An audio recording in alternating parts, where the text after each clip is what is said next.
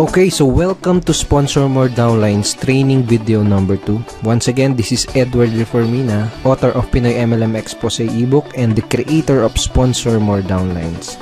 Again, thank you so much for watching our last video, yung ating training video 1. And maraming salamat din sa mga nag-like and sa mga nag-comments, maraming salamat din. And dun sa mga nag-post ng mga question sa comment box sa baba, maraming salamat din sa inyo. And hindi ko pa nasasagot lahat ng mga tanong, pero I will try my best na sagutin lahat yung mga questions nyo.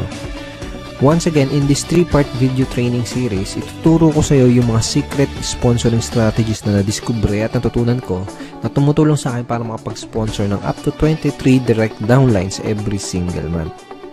Ang pinaka-goal ko sa training series na to is ma-share sa iyo at maituro sa iyo yung ilan sa mga sponsoring strategies na yun, and hopefully is magamit mo din siya sa business na ginagawa mo ngayon para makuha mo yung mga resulta na gusto mong makuha. Okay? Dun sa first video, pinag-usapan natin yung mga common problems na nararanasan ng mga Pinoy networkers. And sa video 1, tinuro ko din sa iyo kung paano ka makakapag-save ng valuable time mo, ng effort at ng pera by learning how to sort out or learning how to pre-qualify your prospects. And dun sa video number 1, binigyan din kita ng ilang mga lines na magagamit mo para malaman mo kung qualified ba yung prospects na kinakausap mo. Okay? Dito naman sa video number 2, ang mga pag-uusapan natin ay yung mga common MLM myths, number 1 challenge yung mga Pinoy networkers, and tuturo ko din sa iyo kung paano mo sasagutin yung top 3 most common MLM objections. Okay? So, una natin pag-usapan ay yung common myths o yung mga maling akala ng mga networkers. Ito yung mga myths na pinaniniwalaan ng mga Pinoy networkers na pumipigil sa kanila para maging successful at para magkaresulta. Okay, ano yung mga myths na yun? Una, hindi ako makapag-sponsor dahil wala pa akong resulta o hindi pa ako kumikita.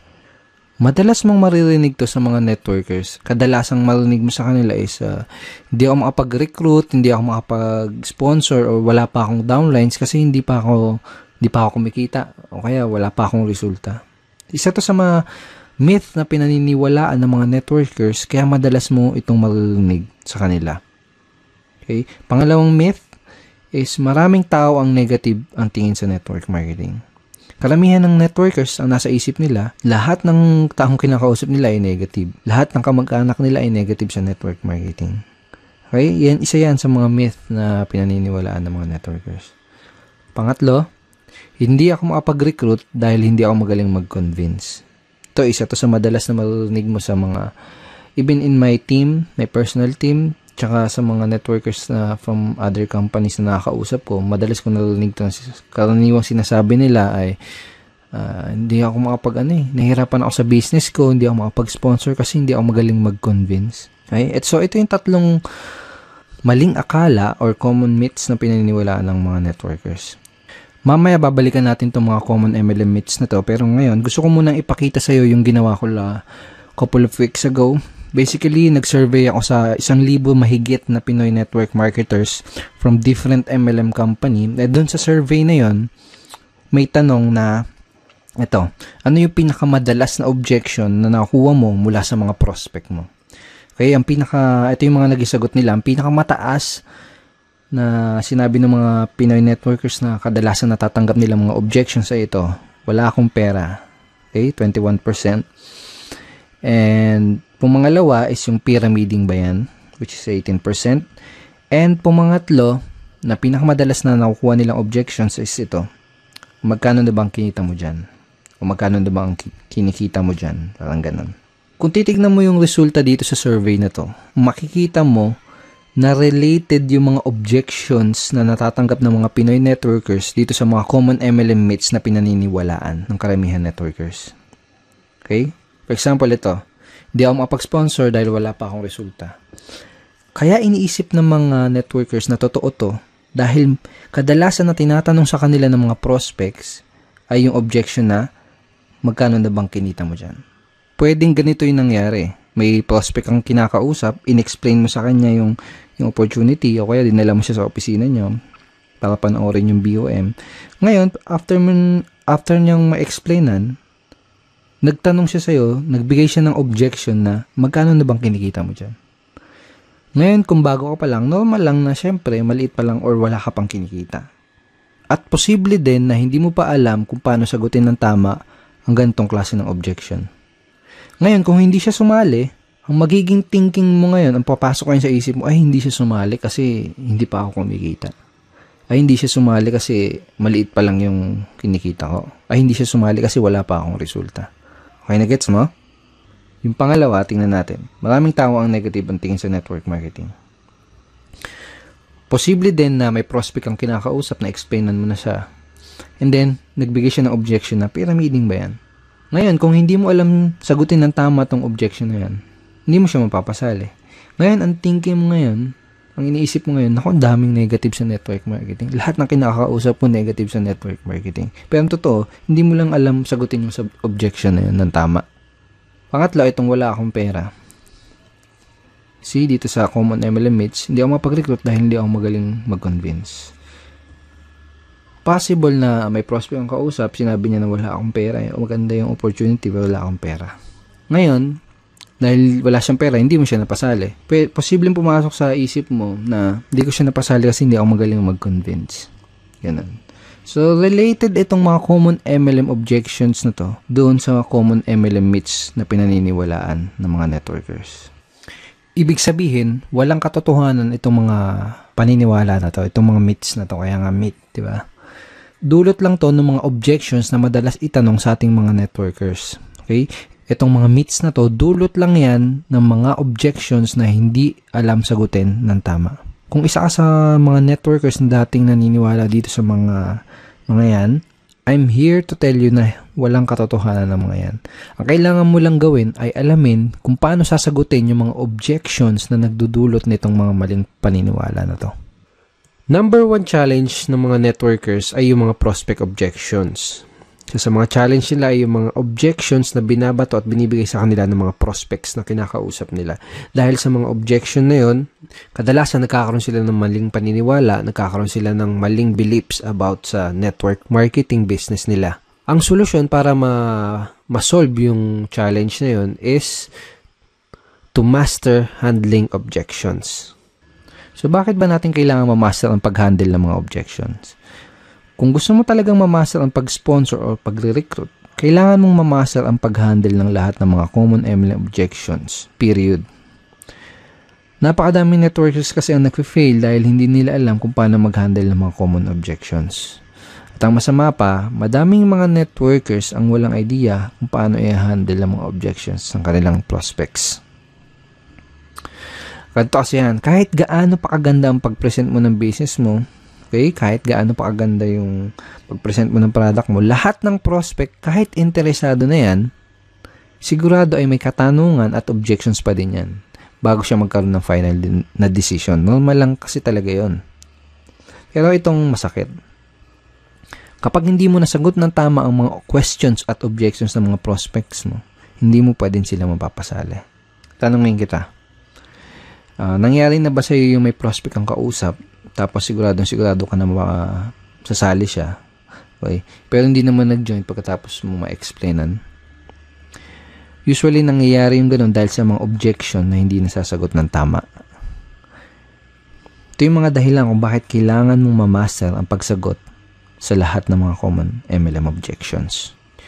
So, ang goal ko sa video na to is tulungan ka at ituro sa'yo kung paano mo sasagutin itong top 3 common MLM objections. Itong pinag-usapan natin kanina, itong result dun sa sa survey na ginawa ko sa mahigit 1,000 networkers na pinakamadalas na natatanggap nilang objections. Itong wala akong pera, pyramiding ba yan, at magkano bang kinita? Magkano na bang kinikita mo? Or magkano na bang kinita mo? I created a training ebook for my team, and ang title ng ebook na yan is Objection Crusher. Objection Crusher.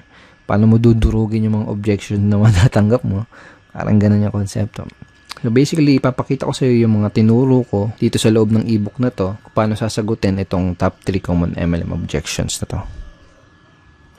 Okay, ngayon andito tayo ngayon sa loob ng mismong Objection Crusher training ebook. So ito yung mismong loob ng ebook. And ito yung listahan ng mga common MLM objections na itinuro ko kung paano sagutin ng tama dito sa ebook na to. Kasama sa list itong Kasama sa list ng mga common MLM objections ay ito, magkano bang kinikita mo dyan? Pag-isipan ko muna, yayaman ba ako dyan? Pyramiding ba yan? Networking ba yan? Networking ba to? Mahal ng investment, wala akong pera, wala akong time, alam ko na yan, hindi ko linya yan, etc. So, ang unang ituturo ko sa'yo kung paano sagutin ng tama ay yung magkano na bang kinikita mo dyan. Alright?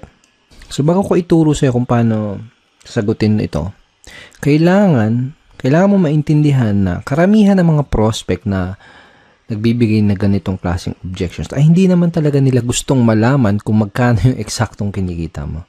Okay? Dahil ang tunay na dahilan ng objection na yun, ang talagang gusto nilang malaman, ang deeper reason ng objection na yun ay gusto nilang malaman kung totoo ba yung opportunity na ina-offer mo. Gusto nilang malaman kung may mga kumikita ba talaga dyan sa company mo. O baka naman nag-aksaya ka lang ng pera dyan at hindi mo nabawi yung in-invest mo dahil natatakot sila na mangyari sa kanila yung ganun. Natatakot sila na baka pag nag-invest sila ay hindi bumalik yung in-invest nila. So yun yung ilan sa mga tunay na gustong malaman ng prospect mo. Gusto nilang malaman kung totoo ba yung opportunity mo. Sa madaling salita, gusto nilang ng pruweba. Okay? Sa madaling salita, gusto nila ng social proof or proof na may kumikita sa opportunity mo. So, yun yung talagang gusto nilang malaman. And another thing is maraming paraan para sagutin itong objection na to. Pero itong paraan na ituturo ko sa'yo dito sa ebook na to is yung pinaka-effective based on my personal experience and in my opinion, ito yung pinaka-effective, hindi lang effective, pinaka-cool at pinaka-relax na paraan para sagutin itong objection na to. Okay, so paano ba sasagutin itong objection na to? So for example, may kausap ka na prospect, tinanong ka niya, magkano na bang kinita mo dyan? Ang isasagot mo, magkano ba yung gusto mong madinig para maging interesado ka? Okay? O kaya, magkano ba yung gusto mong madinig para maging interesado kang tignan yung opportunity na to? O kaya naman, magkano ba yung gusto mong madinig para ma-impress ka? Okay, sa una, kailangan ng konting lakas ng loob kung gagamitin mo tong lines na to. Kumbaga, kailangan ng konting posture. Okay? Sa una, baka medyo mailang ka pa. Kaya sa una lang yon, kapag paulit-ulit mo na siyang ginamit, medyo masasanay ka na din. Kapag sinabi mo sa prospect, wag mo din kalilimutan na mag-smile ng konti para hindi ka magmukhang maangas or hindi ka ma-misinterpret nung kinakausap mo na nagyayabang. Alright? Okay, so ang mangyayari kapag tinanong mo to sa prospect mo, magbibigay siya sa iyo ng figure or ng amount and hindi mahalaga kung hindi mo pa kinikita yung halaga na sasagot ng prospect mo. Kailangan lang ay may mga alam kang success stories from your company dahil gagamitin mo yung mga istorya or mga stories or kwento ng mga successful person in your company doon sa sagot mo. Okay? Kung wala kang alam ng mga storya ng mga successful upline sa company nyo, ang gawin mo, manood ka at makinig ng mga business presentation nila dahil most of the time, kinukwento nila yung storya nila kung paano sila nagsimula, kung paano sila naging successful. Okay? So, make sure na manood ka ng mga business presentation or business talk ng mga successful upline sa company nyo. So, parang ganito yung magiging flow ng pag-uusap nyo ng prospect mo pag sinagot mo na yung objection na yun. Okay? So, prospect, magkano ba ang kinikita mo dyan? Ikaw, magkano bang gusto mong madinig para maging interesado kang tignan maigi itong business na to? So, for example, sinagot niya 30,000 o kaya kung ano man, kung 50,000, 100,000, 1 million, kung ano man yung sagot niya, kung kumikita ka na ng ganun, sabihin mo lang, great, yan ang kinikita ko dito. Gusto mo bang ituro ko sa'yo kung anong ginawa ko? Yun lang. Kung hindi mo pa kinikita yung sinabing figures ng prospect mo, ang sasabihin mo lang is ito. Well, basically, kakasimula ko pa lang sa business na to, kaya hindi ko pa nare-reach yung ganyan level ng income o hindi ko pa naabot yung ganyang income. Pero let me tell you about blank kung sino yung tao na gusto mong ikwento sa kanya na kumikita na ng ganyan dito sa company na to. Gusto mo bang malaman kung ano yung ginawa niya para kitain yung ganong income? Okay? Pagkatapos, kwento mo yung maikling storya ng taong binanggit mo. Okay? So, hindi kailangan na mahaba kahit maiksing storya lang. Then, kapag nakawento mo na sa kanya yung storya ng successful member na yon sa inyong company, Ang next na sasabihin mo ay ito. Kung willing ka ding aralin yung ginawa niya, posible, okay? Posible din nakitain mo yung income na kinita niya. Willing ka bang matutunan at gawin yung ginawa niya? Pag sinabi ng prospect mo, oo. Okay, good. Ito yung unang gagawin mo para makapagsimula. Okay? So, hindi mo lang nasagot yung objection, possible pa na maklose mo siya doon sa business mo. These lines are very, very powerful. So, use this kapag may na-encounter ka na ganitong objection. Magkano na bang kinikita mo dyan? Okay? And again, sinabi mo doon sa prospect mo na possible. Posible din nakitain niya. Ibig sabihin, hindi mo ginagaranti. Okay? Sinabi mo, posible. Kung gagawin niya, kung aaralin niya yung ginawa ng upline mo na yun, yung successful na tao na yun sa company niyo, posible din nakitain niya yung income na yun. Sinasabi mo yun kasi it's not good to guarantee yung result na makukuha niya, di ba? Kasi magdedepende pa rin doon sa tao. Magdedepende pa rin yung resulta ng tao na yun doon sa action na gagawin niya. Okay? And last tip, maganda rin na idea kung ipapakilala mo siya dun sa mga successful and higher uplines dun sa team nyo or sa company nyo. Okay, para mas tumibay yung social proof. Okay, again, kasi kaya nga tinatanong to ng prospect mo kasi medyo may duda siya kung totoo ba yung opportunity na ginagawa mo. Okay, so ang next na objection na sasagutin natin at pag-aaralan natin ay yung objection na pyramiding ba yan or pyramiding ba to? Okay, so pag may nag-object sa'yo ng objection na to, pag may nagtanong sa'yo, pyramiding ba to? Ang sasagot mo ay, ito. Yes, pyramiding to and welcome to Egypt. So, yan. Hindi, biro lang. So, ito. So, madami din paraan para sagutin tong objection na to, pero itong ituturo ko sa'yo, yung isa sa pinakamadali, at pinakamadali, lalo na kung nagsisimula ka pa lang, and pinaka-enjoyable na paraan kung paano sagutin tong objection na to. So, for example, sabi sa'yo ng prospect mo is, pyramiding ba to? Tinanong niya. Sasagutin mo din siya ng tanong. Okay? Isa sa mga natutunan ko is, one of the best way to answer objections is to answer it with questions. Kumbaga, tanungin mo yung tanong nila. Okay? So, for example, in this objection, tinanong niya, pyramiding ba to? Tatanungin mo, anong ibig mo sabihin? Yung mga illegal? Okay? So, medyo ganun yung tono dapat. Parang patanong. Anong ibig sabihin mo? Yung mga illegal? Pag sinabi ng prospect na, ano yun? Yung tipong nangangako na mag-i-invest ka lang tapos dodoble yung pera mo kahit wala kang gawin? Sabihin ng prospect mo, Then, sabihin mo, yung mag-i-invest ka lang ng pera tapos wala kang makukuha ng produkto. Basta sabi nila, kikita lang yung pera mo. Sabihin ng prospect mo, Then, itatanong mo sa kanya, ganun ba yung hinahanap mo? Ganun ba ang hinahanap mo? Natural, isasagot ng prospect is hindi. Okay? Pag sinabi niyang hindi, ito yung sasabihin mo. Okay, that's good dahil kabaligtaran ito nun. So, in that way, ipinaalam mo sa kanya, kumbaga dito sa paraan na to ng pagsagot, dito sa objection na to is parang dinefine mo kung ano yung pyramiding. At sinabi mo sa kanya na yung business mo, yung opportunity mo, is kabaligtaran ng definition na yun ng pyramiding. Of course, I'm assuming and dapat napakita mo na din sa kanya yung mga legal documents na magpapatunay na legal nga yung company nyo. Pero kaya ako tinuro sa iyo yung ganitong paraan is mostly kasi ng mga prospect mo na magbibigay ng gantong klase ng objections ay yung mga tao na hindi educated or walang idea sa difference o pagkakaiba ng pyramiding kumpara sa legitimate network marketing opportunity. So, mas magkakaroon ng sense sa kanila yung ganitong simpleng conversation lang. Okay, so use this simple objection handling script next time na may prospect na magtatanong sa'yo ng pyramiding ba to or pyramiding ba yan. Now, ang susunod na objection ay yung wala akong pera. Ang unang kailangan mong maintindihan ay may dalawang klase ng prospect na nagsasabi ng gantong klaseng objection. Yung isa ay yung wala talagang pera at yung isa naman ay yung mga nagpapalusot lang. Okay? So, let me share you. Dati, nung nagsisimula pa lang ako sa network marketing, is madalas ko natatanggap tong objection na to.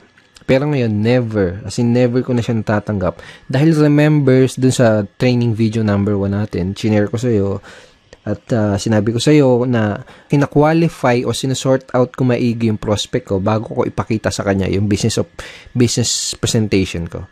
Kumbaga, kung wala silang sapat na reason why, hindi ako mag-aaksaya ng panahon para ipakita pa sa kanila yung business dahil alam ko na mag-aaksaya lang ako ng oras at alam ko na magpapalusot lang sila. So, kung may nagbigay sa iyo ng ganitong klase ng objection, ang unang kailangan mong malaman is kailangan malaman mo kung nagsasabi ba sila ng totoo o kung nagpapalusot lang ba sila. So, paano mo malalaman yun? Tatanungin mo sila. Okay, tatanungin mo sila kung totoo ba na wala silang pera. So, paano mo gagawin yun? Ganito, simple lang. Pag sinabi ng prospect na wala silang pera, tatanungin mo sila, pwede bang magtanong? Tanong mo, okay lang ba sa'yo kung magtapatan tayo sa isa't isa? Ibig mo bang sabihin ay interesado ka sa business na to pero wala ka lang pera? O sinasabi mo lang na wala kang pera dahil mabait ka lang na tao at ayaw mo kung ma-offend kaya hindi mo kagad masabi na hindi ka interesado? Okay? So make sure to smile again. Kapag sinabi nila na hindi talaga sila interesado, just let them go. That person is not right for your business. Pwede mong sabihin na I understand, hindi naman kasi talaga para sa lahat ng business na to. Ang hinahanap lang namin ay interesado at yung talagang pwedeng matulungan na opportunity na to. And thank you for your time. Ganun lang. Be professional. Okay? Hindi mo kailangan ipagpilitan yung opportunity mo dahil network marketing is a sorting business. Okay? Naghahanap lang tayo ng mga tao na magiging interested dun sa ino-offer natin. Alright? So, for example, kung sinabi naman ng prospect na interesado talaga siya pero wala lang talaga siyang pera, ganito yung pwede mo sabihin sa kanya. Okay, so ganito. Unang gagawin mo is makikisimpatya ka or makikisimpatize ka dun sa situation ng prospect mo. Parang ganito. Naintindihan ko yung sitwasyon mo. Nung una ko nakita tong business na to, ganyan din yung sitwasyon ko at ganyan din yung sinabi ko. Wala akong pera.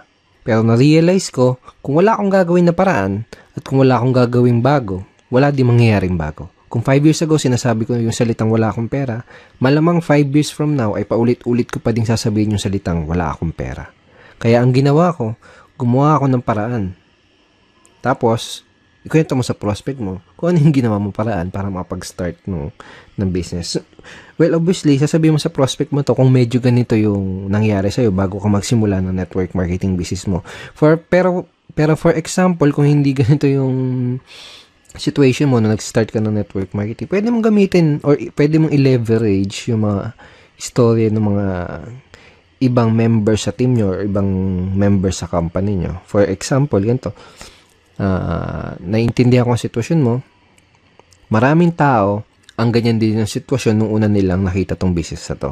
Sinabi din nila na wala silang pera. Pero na-realize nila, kung wala silang gagawin na paraan at kung wala silang gagawin bago, wala din mangyayari sa kanilang bago. Kung 5 years ago, sinasabi nila na wala silang pera, malamang 5 years from now, paulit-ulit pa din nila sasabihin yung salitang wala silang pera. Kaya ang ginawa nila, gumawa sila ng paraan. Pagkatapos, ikwento mo yung storya ng other members from your team or members from your company. Okay? Pagkatapos mo nang ikwento yung ginawa mong paraan o yung ginawang paraan ng ibang member sa team nyo, ito yung next na sasabihin mo sa kanya. Ito yung gusto kong itanong sa'yo. Gusto mo ba na habang buhay mo nalang sasabihin yung salita na yan? Wala akong pera. Okay, di isasagot sa'yo ng prospect mo? Syempre hindi. Diba? Then, tatanong mo sa kanya, ano yung pwede mong gawin na paraan? Okay? So, siya na mismo magsasabi sa'yo ng paraan na pwede niya gawin para makapag-start ng business. So, simple lang, di ba? Kayang-kayang i-apply. Okay? So, use this scripts, use this way of handling objection next time na may magsasabi sa'yo ng objection na wala silang pera. Of course, kailangan mo practicein yan. Sa unang bagsak mo, sa unang best mo gagamitin yan, medyo magkakamali-mali ka pa. Okay? Okay? It takes practice. Natural lang yun. Sa unang magkakamali ka. But use it ng paulit-ulit para masanay ka and na ma-internalize mo yung pinaka-approach or yung strategy. So, thank you so much for watching our training video number 2. I hope madami kang natutunan at I hope ma-apply mo kagad itong mga bago mong nalalaman sa business mo. Okay? At may isa pa akong good news sa'yo. May ginawa akong free PDF script na pwede mong i-download Okay? Yung download button is nasa baba ng video na to. So, download mo yan. Basically, nakalagay din sa PDF script na yan yung mga objection handling script na pinag-aralan natin dito sa video training number 2. So, download mo yan para ma-review mo palagi yung mga tinuro ko sa yung bago. Sa next training video natin, sa training video number 3, ang mga pag-uusapan natin na ito. Pag-usapan natin yung most important skill na kailangan mong matutunan as a network marketer or MLMer and a direct seller. At yun ay ang closing skill. Okay? And ituturo ko din sa iyo, bibigay ko sa iyo yung super effective closing line na ginagamit ko to sponsor up to 4 downlines in 1 day. Okay? So, matagal ko na ginagamit tong closing line na to and it's very, very effective and very, very powerful. So, don't forget to check your email for our training video number 3. Papadala ko tong training video number 3 sa email mo sa isang araw. Okay? Papadala ko yung link ng training video number 3 sa isang araw. Alright? At kung hindi mo pa nakiklik yung like button sa baba ng video na to, please click like and wag mo din kakalimutan na mag-comment at kung may katanungan ka, kung may any questions ka, i-post mo lang dun sa comment box below this video and I will try my best na sagutin yan personally. Alright? Once again, Edward Reformina here and thank you so much and see you in our training video number 3. Bye-bye.